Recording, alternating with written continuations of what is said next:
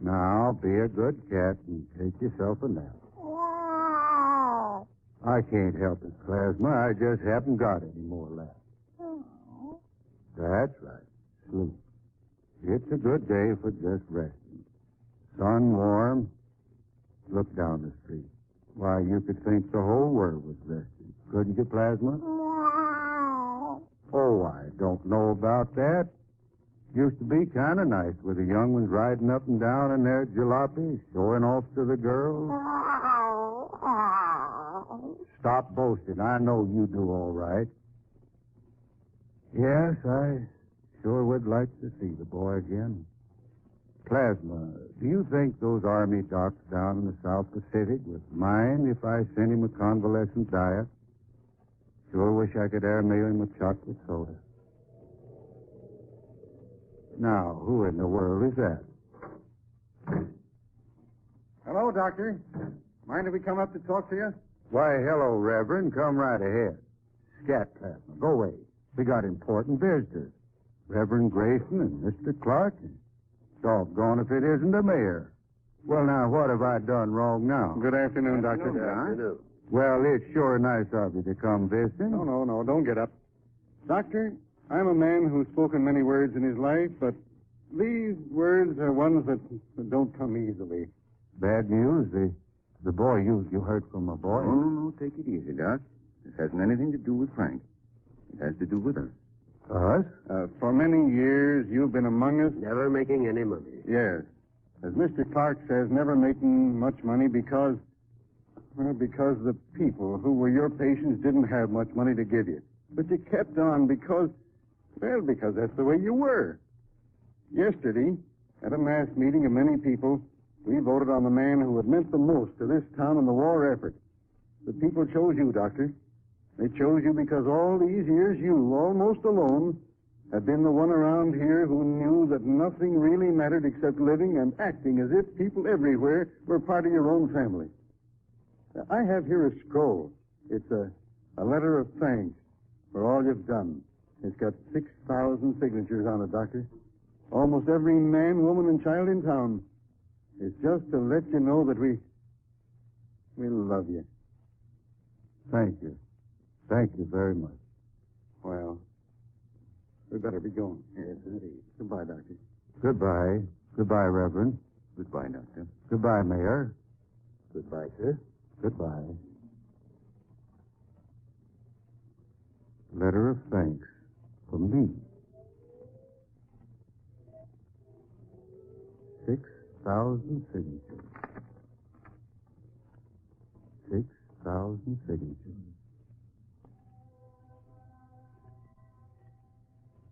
Mrs. Ann Haywood? You saved my baby, remember, Doctor? Fred Jorgensen? You came to me through that storm, remember, Doctor? Freddie Eastman? You made it stop hurting me, remember, Doctor? Mary Conley? You gave me the money. Remember, Doctor? Remember, Doctor? Roy Newton? Remember, Doctor? George Rossetti? Floyd Foster? Carl Hoffman? Ellen Mead? Dean Simpson? Emily Carter?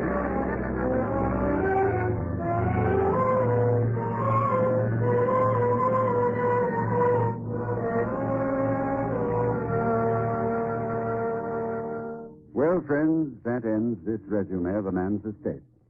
This man lived for over 70 years. He had a full, busy life.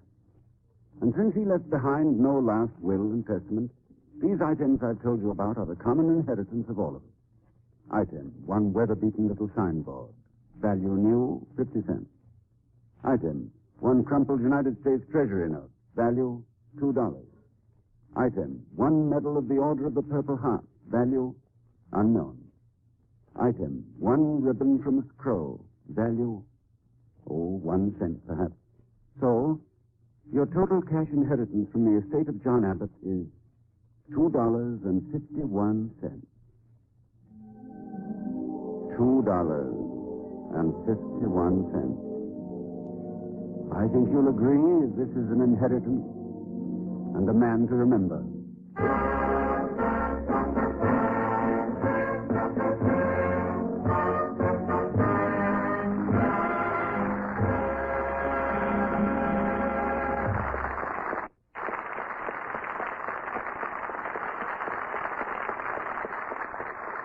You have just heard Mr. Ronald Coleman and his guest, Mr. Bob Burns, in A Man to Remember, as dramatized for radio by Art Chobolis. The special musical score was arranged and conducted by Mr. Gordon Jenkins. While our auto-like transatlantic hookup is being set up for Mr. Coleman and Mr. Burns to speak to the American Ranger, to whom tonight's play was dedicated, Mr. Coleman has a word for you who fight on the home front. In a few moments, we move out across the ocean to bring back with us the voice of an American boy standing on the English coast overlooking Hitler's fortress of Europe. In that same England during the summer of 1940, when Nazi bombs were pouring death and destruction on the people of London town, another American boy, not long out of rugby school, stood and watched one night. His name was John Gillespie McGee, Jr. Marveling at the heroism of the handful of Spitfires fighting against overwhelming odds, he enlisted with the Royal Canadian Air Force and soon became a skilled pilot. John McGee was also a very promising young writer, having won the same poetry prize awarded to the soldier poet of the last war, Rupert Brooke. Today, when the sound of the wings of the United Nations is bringing hope to the world, I would like you to hear something he wrote. He explained, in a letter to his family at the time, that it was mostly composed while he was flying at 30,000 feet. He called it high flight.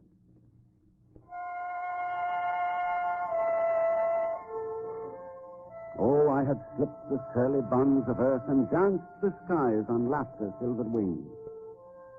Sunward I climbed and joined the tumbling mirth of sun-split clouds and done 100 things you have not dreamed of. Wheeled and soared and swung high in the sunlit silence.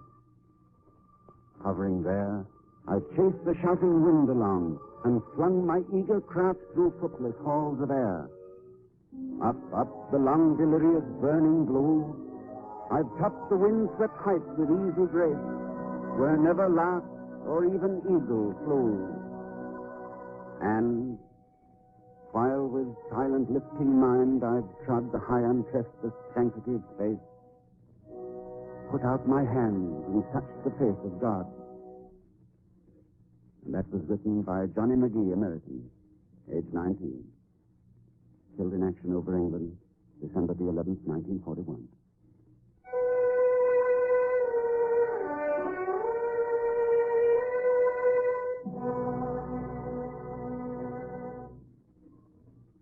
We're ready on your transatlantic call, Mr. Coleman. All right, this is a party line, Bob, and you're one of the parties. I'm all ear phoned up, Ronnie, waiting for England to talk to Arkansas. This is everything for the boys, calling Sergeant Joseph J. Cleve somewhere in England. This is Ronald Coleman and Bob Burns somewhere in Hollywood. Hello, go ahead. Hollywood. Hello, Mr. Coleman. Joe, this is home calling, a great big party line, stretching from Natchez to Mobile and Memphis to St. Joe. Hey, you can stop at Memphis, Mr. Coleman. That's home. How are folks there? What's cooking? Well, your mom's food, mainly, Joe. Cornbread, biscuits, and fried chicken. Everybody's fine. And your brother, Sam's wife, just had a baby boy. They haven't named him yet. They're leaving that to Uncle Sergeant Joe. Say, how about emailing some suggestions, Okay, I'll get my whole company to pitch in V-mail. Say, what's new back in America? Bob, how about rolling out the old Arkansas Almanac for the sergeant, eh? Okay, here's a kind of a digested digest, Joe. The 4th War Loan Drive has been a terrific success. They've invented a new plastic bathtub. A new super battleship, the Wisconsin, was launched. Steel for war production set a new record high. And your mama took in 3 new boarders. Joe, when we talked to your mother, she told us the one thing she wanted more than anything else was to hear you play Springtime in the Rockies again on the new harmonica she sent you. I can't do a transatlantic solo. Now go ahead, Joe. Your mom's listening. Okay, this is you, Mom. And I'm pointing it out right there in the living room.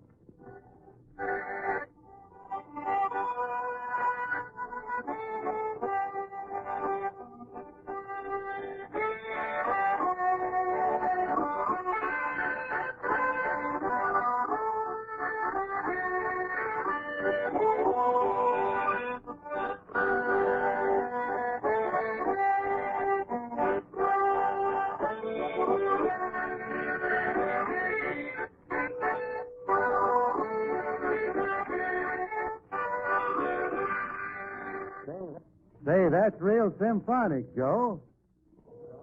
Hey, Bob, talking about music, you know we've named one of our weapons after your famous bazooka? Yes, I heard about that shooting bazooka, and I want to tell you I'm awfully honored. How's the bazooka, Mr. Burns? How's music? Well, now, that's an awfully nice compliment. A lot of people don't think mine does either. Go ahead, Bob. Remember, this is everything for the boys. Well, now, come to think of it, I do have a little short number I'd like to dedicate to Herr Schickelgruber. We're listening, Bob. Well, here goes. Say, Joe, tell them in England it's not a foghorn. Yes?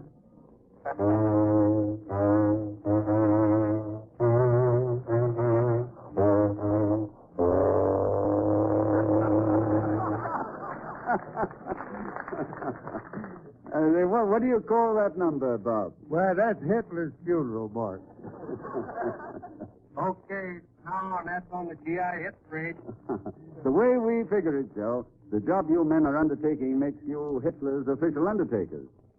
Are those orders, Mr. Coleman? Yes, sir, Sergeant. From 132 million Americans. We will try to carry them out, sir. We know it, soldier. Time's up, Mr. Coleman. Oh, we got to go now. So long, Joe. Give him the word. So long, mister. So long, everybody. Goodbye, Sergeant. Goodbye, Sergeant. Good luck.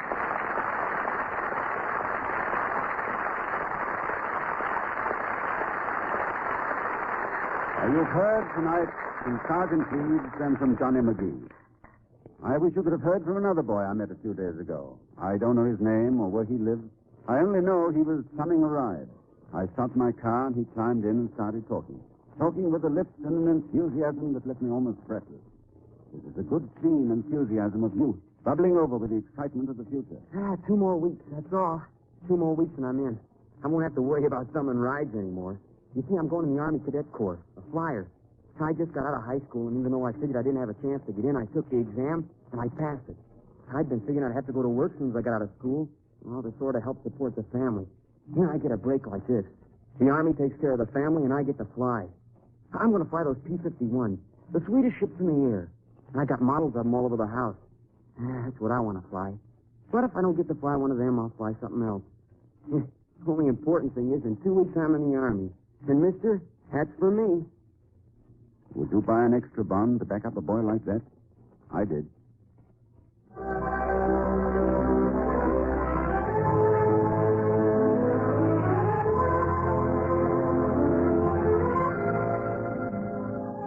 Again next week, Autolite invites you to be present for this new global half hour, Everything for the Boys, uniting the home front with the battlefronts overseas.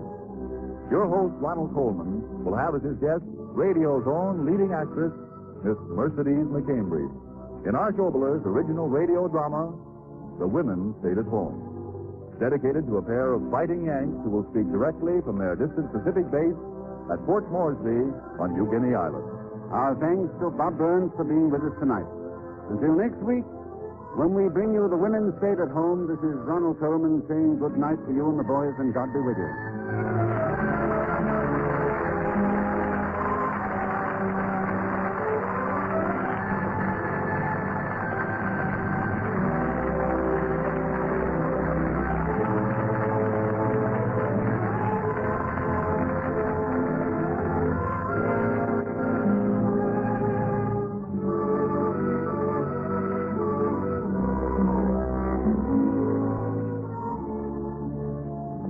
Bob Burns, who appeared tonight through the courtesy of the makers of Lifebuoy, may be heard each Thursday evening on this network.